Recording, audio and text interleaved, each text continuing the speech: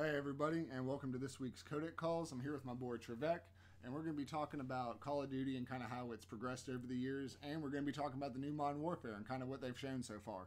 Call of Duty has been a kind of a staple in the gaming industry as far as I'm concerned. You know, when you think first-person shooters, you think Halo, you think Call of Duty, you think Battlefield. I mean, these are all first-person shooter games that you think of, and Triveck here has been playing them kind of since the beginning. Now, Triveck, how did you kind of get into the whole Call of Duty scene? Well, see, my dad, when I was a little bit younger, my dad got Call of Duty because it was, it was a war game. He had played the Medal of Honors, and I was still fairly young at this point. He played Medal of Honor Frontlines, and I'd played through it. Never really seriously played it. And he kind of got the CoD 2, and then we never got CoD 3, but we got CoD 4, Modern Warfare. That was the one that really kind of I stuck off with. I used to play it on his PC until the point that I got my own console to play it on. I've always been a console player. I don't play on PC typically that much anymore. But when I first started playing it, I was garbage. And I mean, I was bad at this game. I'm talking 2-3 kills, 20 deaths. I was bad. And it used to irritate me so bad I would get so mad. You know me. I'm an angry gamer. Yeah, it happens. I'm an angry gamer. It happens to all of us, I think. But I wanted to be good at this game, so I spent. Little kid me, I didn't have anything to do besides play video games and sit at the house, so that's what I did. And I wanted to be good at COD, so I practiced and practiced and practiced and got irritated and broke controllers and broke controllers and broke controllers, but I got better at it. So that's kind of where I started. I would consider myself a pretty skilled Call of Duty player now. Can play competitively and keep up with just about anybody once I figure out how they play. So that's where I would consider myself. But I started with COD 4. Was my main multiplayer Call of Duty start. So this reimagining of Modern Warfare, the one that's coming out this year, would you say you're excited for it? Immeasurably so, honestly. I've not been excited for Call of Duty, honestly, since, Black Ops 1. I liked Black Ops 2. Everyone seems to kind of cater to Black Ops 2 as Black Ops 2 is the last good Call of Duty. I mean, that's kind of where I personally started really playing them hardcore, was Black Ops 2. See, Black Ops 1 was the first one that I ever, hardcore tried to prestige. The other ones, I would get to the max level of 55, be it 60, be it 50, be it whatever the max level was. I would get to that and stay there. I didn't prestige. I thought it was dumb. But as Black Ops 1 released, I wanted to prestige. But that was the last one I was excited for. Black Ops 2 was good. Don't get me wrong. I enjoyed it. But it wasn't exactly my cup of tea. I was not excited for Infinite Warfare. I was not excited for Black Ops 3. I don't really care for jetpacks. I did enjoy Black Ops 3 for what I played of it. I had fun with it as a goof-off game, to kind of just jetpack around and see what crazy kills I could get. But as a skill level-based thing, I didn't really care for it. So, I mean, it sounds like you've played through just about all of the entries in Call of Duty. Whether you liked them or not, you've played them. Yes. So, as far as map progression then, because we're seeing Call of Duty go from, where it was very open maps and multiplayer to kind of lanes, and now it looks like we're kind of going back to that kind of open environment. Yeah, it got weird there for a while, because if you started in around the time that I started, you were used to vertical maps. You were used to a lot of power points. If you could get to one of these power points and you knew how the game spawns worked and you knew where your teammates were, you could really kind of dominate from these power points. And the maps were, I don't want to say they never had lanes, because, if you take a square and you make it into a map, it's going to have lanes, because squares have walls. But the lanes weren't the front focus, so you held a power point, and you could dominate. And then the maps kind of, around the time of Black Ops 2, and especially Black Ops 3, because they were working on that wall run, and they wanted the combat to happen in the center of the map, when everyone's running on walls and jumping over stuff. You get these lanes where you've got 2 lanes on the side, and you've got the main center lane where you want the combat to happen, and that's the initial design, is what they're going for. But what ends up happening is you end up getting spawn trapped because one lane has a better power point than another lane. So your map becomes imbalanced. And we're going away from that again into back to what I've not played Modern Warfare. So this is all what we've seen. Yeah, this is conjecture. Coming from someone who's not played it, from someone who's just watched stuff on it and did a little bit of research. It seems like we're going back to the PowerPoint system where, the maps are more realistic. They're more cluttered. They're more narrow. They're even sometimes the opposite of narrow. They're wider. They're bigger. The maps are going to vary multiple. Things you can mount on top of. Yeah, things you can climb. There's like secret parkour points that the developers have talked about for people that really want to explore the maps. They'll be able to find secret areas to get to. That's kind of like back to the older Call of Duty days, and that's something I really look forward to. But I do think there will still be, linear maps. I think there's still going to be lane maps in this game, but I feel like there's going to be less of them. Now, one thing to mention when we're talking about the maps and stuff like that is the mini map. There's not going to be one, from my understanding, in multiplayer. Correct. And I see this as being subject to change if the community has enough of an uproar. I think that'll be subject to change. But in its current state, the game does not have a mini map except for competitive play.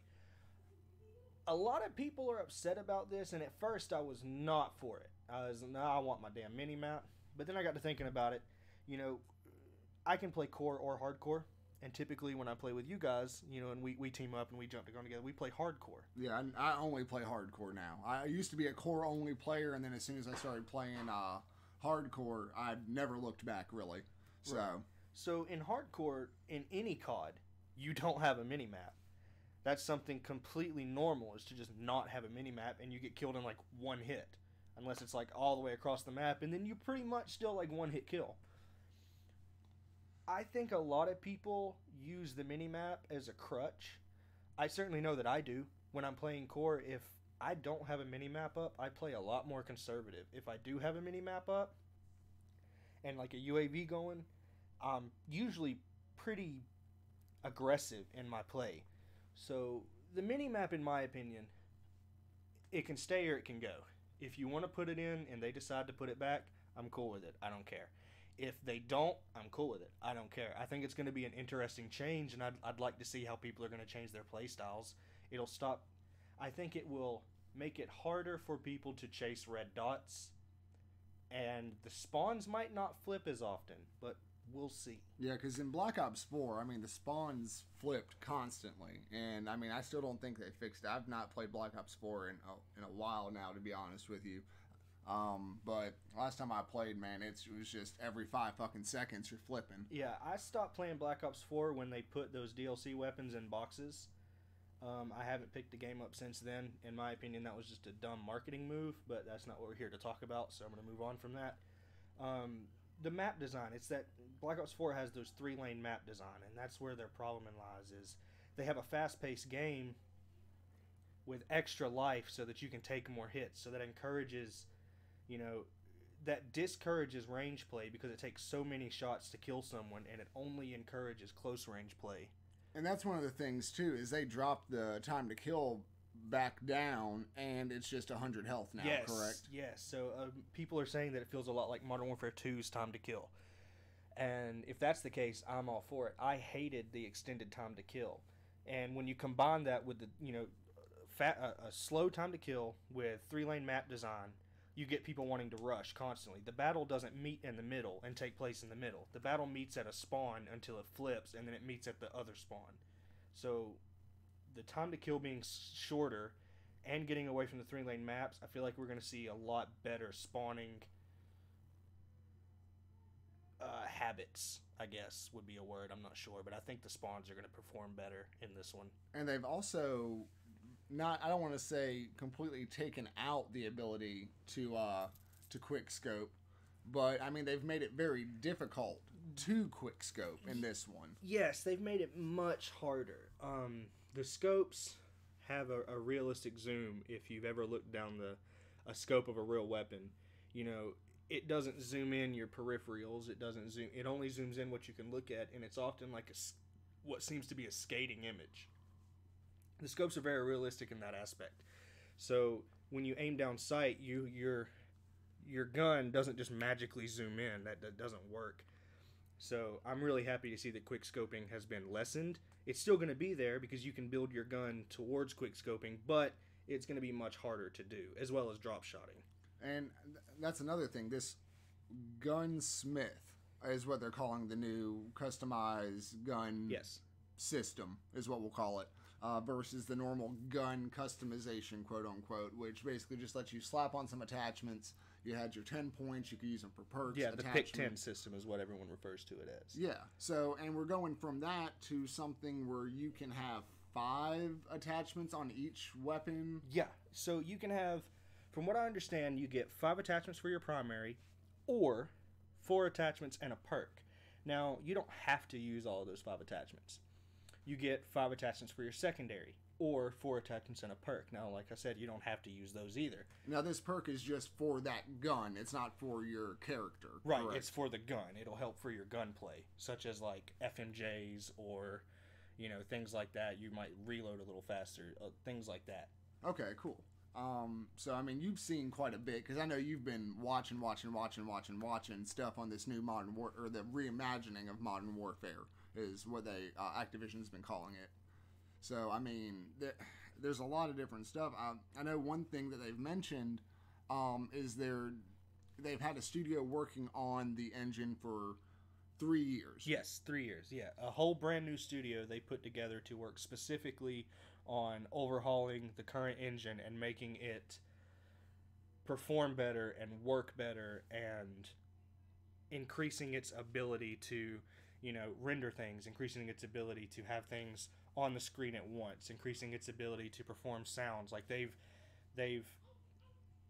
not only have they worked on this engine, they've worked on a totally new sound engine to combine with the engine, and when you put them together, it's going to create a totally robust sound system that's, from what I understand, has never been seen in other video games. They've been close, but nothing like this, from what I understand. And I mean, and when we were talking earlier, you were telling me shells, when you're using a shotgun, when a shell drops after you fucking cock it, if it hits something, you're going to hear that at that side or that in front of you. The way they've described it is that, like, you're shooting your gun, and the guns are really loud, sounds cracking off, and then that sound kind of calms down, the smoke's coming out of your gun. You can hear those shells, hit the wall, bounce off of the wooden wall, hit the concrete floor, and they're going to make 2 different sounds. You can hear the shell hit a TV in the corner, and it's going to make a different sound. So that's one of their, like, main things, is like they've built this sound. So everything has its own unique sound that's always going to happen based on where you are. It's going to reverb correctly, it's going to echo correctly, it's going to travel correctly. And like cell sound, yeah, that's cool, but you look at like a game like Battlefield 1 and Battlefield 5. Both of those games have shell sounds. A shell will hit a water, shell will hit a rock, shell will hit a wall, and you can hear those different sounds. But they don't reverb, they don't echo, they don't travel. So that's something I'm interested to hear through a TV as well as headphones. And something else that we should definitely mention while we're talking about this new engine and how realistic it is so the graphical engine they've worked on for the 3 years we were just talking about, real life night vision. It's not something you can just turn your brightness. Yeah, a UV spectrum. You can't just turn your brightness up and you can see in the dark. It's not going to fucking work that way. No, in a mode that they've nicknamed realism, which is basically just nighttime hardcore with insta-kill headshots. Okay, so kind of like hardcore, but a little bit further, honestly. So you don't have your mini-map. You can't aim down sight unless you're using a specific like scope that's built for your goggles, because goggles get in the way of your aiming. So the way it works is the game has its own UV spectrum lighting realistic engine that is constantly going. So even if you might not be able to see it at the time, it's always going to be going. If you run around the corner with your night vision goggles on and someone has a flashlight and it's off in the distance, that's going to absolutely ruin your night vision. It's going to just kill your goggles, because it picks up ambient light. So it's core in this game mode. So you shoot someone in the body 3-4 times, it's going to take to kill them. But you don't get hit markers. You don't get notified when you kill someone. So there's no HUD, no nothing. Nothing. All right. So, but it looks killer. Yeah, I mean, that's honestly probably I don't know if I'll play that mode specifically all the time, but it's definitely a mode I'm going to check out myself. Yeah, just something to have fun with here and there, because I don't think I'll play it a whole lot, but I'll play it to play it when I'm feeling tactical. Yeah, I think I'll bounce between that and a hardcore mode if they have it, which, I mean, it kind of sounds like even if there is a hardcore and core is going to be very similar to hardcore. So I'll definitely have to take a look and see what multiplayer is really all about when the game drops. In October. Something really quick to touch on that just come through my mind. Split screen co-op for multiplayer has been confirmed. That was recently confirmed in an interview, so that's really good if you're playing on one TV. And you want to play with someone, you can split screen multiplayer co-op. That is one thing I have enjoyed about the Black Ops series. This Black Ops 3 and Black Ops 4 both have split screen. However, my biggest complaint with the Black Ops series, the way they do split screen, versus like World War II, for instance, is when you do split screen, it bars the side of your TV. Yeah, and it like offsets the screens, so you lose like at least 25% of your entire screen space. Yeah, and it really affects your ability to play, in my opinion. And that's something that I hope that this reimagining of Modern Warfare does not do. Yeah, I agree with that entirely. So, apparently some people from Naughty Dog have been working on the story, from my understanding. The campaign has people from Naughty Dog working on it. Yes, and we all know what Naughty Dog is capable of producing, you know? So, expect a pretty dark but emotionally powerful story. Expect it to, you know, kind of like The Last of Us. It's going to resonate with you. Yeah, I mean, even Uncharted was a game series that, for me personally, that story was just so well written, and they intertwined it with history so well that it was something that even, you know, if you didn't enjoy games like the newer Tomb Raiders and stuff like that, just the story itself, where they intertwined it with, Drake and stuff like that, and his ancestors, and, you know, all this treasure, and I mean, the way they intertwined it was just so beautifully done. Yeah, I expect a very thorough and very relatable campaign out of this, knowing that Naughty Dog has had a hand in helping. Oh yeah, for sure. And I mean, the kind of going back to the engine again, I mean, it's one for one. So you're going to be up on your buddies. You're going to attach feelings for these characters, and decisions you can make in the game will affect the game as well. Yes. So, I mean, you're making these split-second decisions just like you would in real war, and that can affect the outcome of the story completely. Yeah, and it can affect you, because, you know, you can think back 3 missions ago, you know, when I was... And now, keep in mind, we've never played the campaign, so this is all just, you know, theories and conjecture and guesswork. But, you know, when it comes to connecting with a character and you've got choices like that, you think 3 missions ago I breached a building with so-and-so, and I didn't react fast enough, and he died, and now he's gotten replaced by another person, we'll say, if that's, you know, a thing that they do.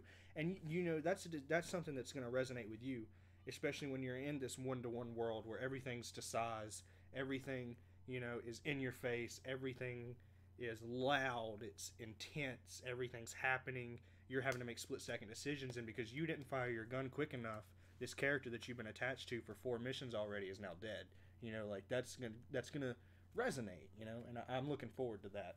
And I think that's one reason why they also decided to reimagine Modern Warfare, because when they released the first Modern Warfare, they, you know, that was war at its time. Yes, yeah. And things have completely changed since then. So I do think we're going to see a different story with the same characters, and it's going to be relevant to what's going on now. I mean, war is completely different. It's a lot of cyber. It's a lot of, like, you know, it's a lot... I don't want to say too much and be completely wrong, but, I mean, you know, there's a lot more bombs that are dropped now. You know, we have viral attacks. We have, you know, all kinds of different stuff with war that we didn't have back then when they made the first Modern Warfare. Yeah, right? And you even look at something like World at War, Call of Duty World at War. You know, the campaign to that game was very good, and it was very fun, but realistic, not so much. You know, it was a video game. You know, it was over the top. You know, you had kamikazes coming out of trees. You know, you had all these explosions. You know, you could find the ray gun on the beach if you knew how to find it. You know, all these crazy things. And then you look at Call of Duty 4 Modern Warfare, the original Modern Warfare's campaigns. You know, Modern Warfare, Modern Warfare 2, Modern Warfare 3. You know, you look at, it starts out fairly realistic for its time, and then just kind of snowballs off into nukes being launched and nukes all over the world going off, and you know, one single person having control over so many nukes that he just nukes everywhere, and it got out of its way, robust. You know, it was still very fun, it was still very intense, but they can't really continue that storyline considering the world is in nuclear turmoil. Yeah. So this new one, I feel like that's why they had to reimagine it, and this campaign I feel like is going to be realistic for what you can expect in war today. Oh yeah, for sure. Now, let's kind of jump back to multiplayer real quick. I do want to mention this entry is going to have crossplay. Yes. So PC, Xbox, PS4 players, all of us are going to be able to play together. So this means that Xbox can and will be able to play with PS4. PS4 can and will be able to play with Xbox. PC, Xbox, and PS4 will all be in the same games. At least this is a possibility. You know, they're doing it kind of like Fortnite does, where it's input based. If you're keyboard, you're basically going to be with other keyboard users. If you're controller, you're going to stick with other controller users. However, if you, like, let's say you're playing on PC, for instance, and I'm playing on my PS4, if I jump into your lobby, I'm gonna be playing with whoever you're playing with. Right. You're gonna be playing, if you're using a controller and I'm using keyboard, you're gonna play with PC players. And if I, say you're the host and you're playing with a controller and I'm playing with a PC keyboard, and I join your game in your lobby and then you start a game, we're still gonna go to PC because the input that is important, the deciding factor input is the PC keyboard and mouse. Because, I mean, let's be honest. Everyone says keyboard and mouse has like an advantage because they're more precise. That's true. With a mouse, you are much more precise with your movements. But with a keyboard... And your shots. Because, I mean, you can go straight to the head and not have to just use your analog sticks to move where you want to look. Right. But, on the flip side of that, recoil control is much easier with an analog stick. It is significantly easier with an analog stick, as well as movement is easier because it's all right there on the same hand, and you're not having to reach across keyboards and you're not having to press shift to sprint and C to crouch and WASD to move. It's all right there on your analog stick. So it kind of balances it out. I'm not worried about playing against PC players, but I get why people are. Yeah, and I get it too, but I think one great thing they're doing with the beta is that they are offering crossplay with the beta. Now, the first beta test is going to be on PS4, and it's going to be for people who have it pre-ordered only, and that's going to run from September 12th through the 16th. But then open beta is going to be the 14th through the 16th. So if you have it pre-ordered on PS4, you will be able to play from the 12th to the 14th with pre-order people alone.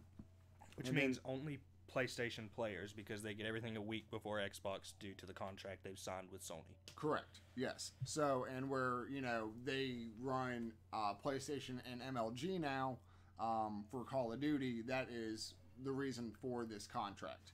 Now, the second wave of beta is going to start on the 19th. And that is everybody who has it pre-ordered, whether you're on PC, PS4, or Xbox One. You will be able to play from the 19th to the 20th, PS4, PC, and Xbox, like I just said. If you have it pre-ordered, you'll be able to play on those dates. And then starting on the 21st, it will be open for everybody, the 21st through the 23rd. And that's the cross-play date, is the 19th through the 23rd. So make sure you grab your buddies, make sure you get it pre-ordered. Don't just jump into the open beta. Let Activision, let Infinity Ward know how excited you are for this new Modern Warfare, and get in there, give it a try, see what you think. Yeah, form your own opinion. That's the main thing that I can say is form your own opinion. Don't listen to what everybody else has to say. Listen to them. Take it with a grain of salt, because some people have played it, some people haven't. and it's going to be a different game once the beta comes as to what they got to play when they got to play it. Yeah, worlds are going to change completely. Mm-hmm. So form your own opinion. Check out the beta, play it, get used to it, and really give it some time, and then decide whether it's for you or whether it's not for you. That's kind of the whole purpose of this particular episode of the podcast, is for us to just kind of talk and give information and give opinions on what we think personally as previous entry players. Yes. Somebody like me who has just kind of joined into the series back when Black Ops 2 dropped and kind of just played forward, and somebody who has played almost since the beginning, and just kind of I don't want to say difference of opinions, because honestly we kind of see things a lot the same way, but there's things that we don't see similar, at all. Of course. So definitely something else I want to talk about is cross progression. If you do own the game for two systems, Xbox and PC, right? Will your level where your unlocks carry over? They've talked about this. Now, this is something that they said outright. They don't want to confirm that this is going to happen. This is something they are trying to do. So Don't take this as this is confirmed, this is going to happen, because it's not. What they're trying to do is have this cross progression so that if you play some on PC and then you go over to your buddy's house and they've only got it for PlayStation and you jump on your account, you're going to have everything you've unlocked. They're trying their best to do this. Now, whether or not that's going to come to fruition, who knows? But they're attempting it. Because, least. Everything's linked to your Call of Duty account as it is right now. So I don't think it will be that hard, to be honest. But It is something they have to try. Yeah. And now, if I understand correctly, I said this in a recent interview with IGN, that the way you're going to join your friends, if you're on different systems, different, playing consoles, different platforms, is through Battle.net. Yeah. Is how they're doing it, is through Battle.net. So I was curious about that and found that out recently. So I figured I'd drop that in there real quick. You will be able to connect with your friends through Battle.net. And that's fine with me personally. I already have a Battle.net account from where I played Diablo and even Overwatch. It's super simple to sign up, to be honest with you. And see, I currently don't have one because I've only ever played PS4, and I only played with. I've never played anything that was cross-platform besides Rocket League, and that's just auto with PC. So. Correct, and now it's with Xbox, and you can play with, and the way Rocket League, Psynotix, the way them and Fortnite both have their thing set up is you have a separate friends list for people that are on other consoles. You have what they call a friend ID, a Rocket League ID, and that is an auto-assigned thing that you can give to your friends. They can add you, and then you can invite them from there. Is how it kind of works. So you have your console friends, you have your game friends, or whatever they want to call it in game, and then you can choose from the two lists. So that's how that kind of works as far as like in game for Rocket League and Fortnite. So I'm assuming that it will be very similar in Call of Duty as well, because it will be a separate list. I can choose just from my console friends, or I can choose from somebody who's playing on Xbox or PC through the Battle.net section of the invite screen. But like I said, this is just kind of speculation and kind of just what we're looking for, kind of figuring it out from there. One last thing we kind of want to talk about. We've kind of touched on the gunsmith thing a little bit, but the weapon selection and then the gunsmith versus what kind of used to be gun customization. We touched on it a little bit, but they're going really in depth with this gun customization. This gunsmith engine where you can make a absolutely horrible gun that you can't even use. Yeah. So you look at Call of Duty Modern Warfare, Call of Duty 4 Modern Warfare. The way the creative class system works is you picked a main weapon and you picked one attachment, and then you picked a secondary weapon and you picked one attachment, and then you picked a tactical and a lethal a tactical and a lethal, and 3 perks. That was it. And then you kind of move forward to like Modern Warfare, Black Ops, where you've got this pick 10 system, or Modern Warfare 2, Modern Warfare 3, Black Ops, these games typically had a pick 10 where, you could do a main weapon with 5 attachments. That's going to be 6 of your slots. Now you've got to figure out what to do with the last 4. That could be no perk 2, no perk 3, no perk 1. And it limits you. And everyone says that it's for balance, it's so that no one can be overpowered But at the same time, if that's truly the case, if everyone can deck their gun out with 5 attachments and keep their perks, then no one's going to be overpowered because everyone can do it. So, and even just the difference in attachments or mods is what I'm going to call them for the Modern Warfare reimagining. Because I mean, you can take an M4 and turn it into an M16, correct? Yeah, you can. I mean, it's still going to fire the. It's you can put the 3-round burst just like an M16. You can do, the triangular foregrip and the triangular butt stock as well. I mean, it's all fully customizable, But these attachments, like you said earlier, you can make a gun completely unusable if you don't. They have negative effects now where they never did before. Yeah, so you have positives and negatives for every single attachment you put on your gun, every single mod. Yes. So your stock, it might make you move faster while you aim down sight, right? But it also might make you aim down sight slower. Your magazine might give you more bullets in each mag, but you're going to reload it slower.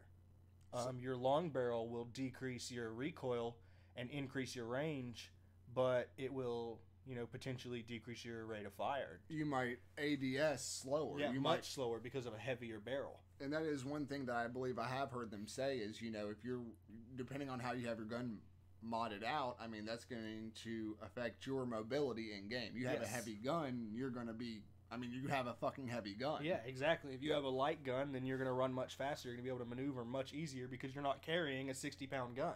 And that's something else to mention is they have a semi-sprint and then a full sprint. Yeah, so 2 different sprints, man. That's super weird. I don't know how I feel about that personally because I've not used it. It looks weird because you can sprint normally, sprint around the map like whatever, and you have like unlimited sprint. But then you've got this super sprint where you throw your gun up in the air, your sprint out time like triples or quadruples. It like takes forever to sprint out now. But you have a limited super sprint. So you can super sprint for a little while and you get really fast, really quick. Need to book it from one cover to the next. Yeah, and you can just nail it real quick. Boom, get across. But if someone happens to meet you there and they're not super sprinting, you're pretty much going to lose that gunfight because you're not going to get your gun down quick enough. Whereas somebody who's just sprinting normally can, aim down sights quicker or just hip fire quicker. Yes. So it's unique. It's going to allow you to maneuver the map faster. And I think it's going to work well for rushers at the start of a round or after they've respawned. But once they get about mid-map, I feel like most people that play rush styles are going to not use it. Which I play a little rush. Yeah, you're a rusher for sure. So we'll see how that handles when we get into beta, I guess. But I mean, I'll be honest. There's a ton more we can talk about, but I think for now, I think this is a good place to call it. We've given you all a lot of information, a lot of things to think about, and I really want to appreciate you, Triveck, for coming by and talking with me and talking to them about Call of Duty and kind of like its evolution and where we're at now, and I mean where we could be in October, you know.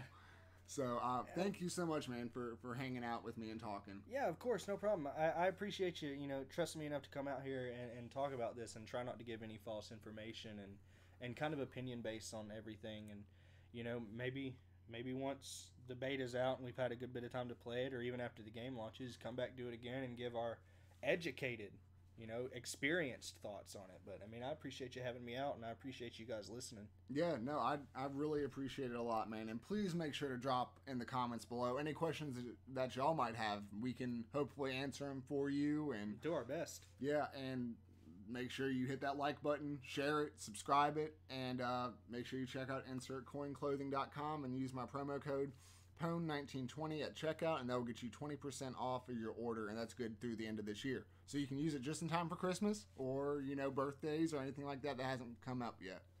So, yeah, thanks again for watching, and I will see y'all next time. This has been Codec Calls with me, MGS Poner. And Triveck. All right, I will see y'all next time. Peace out. Take it easy.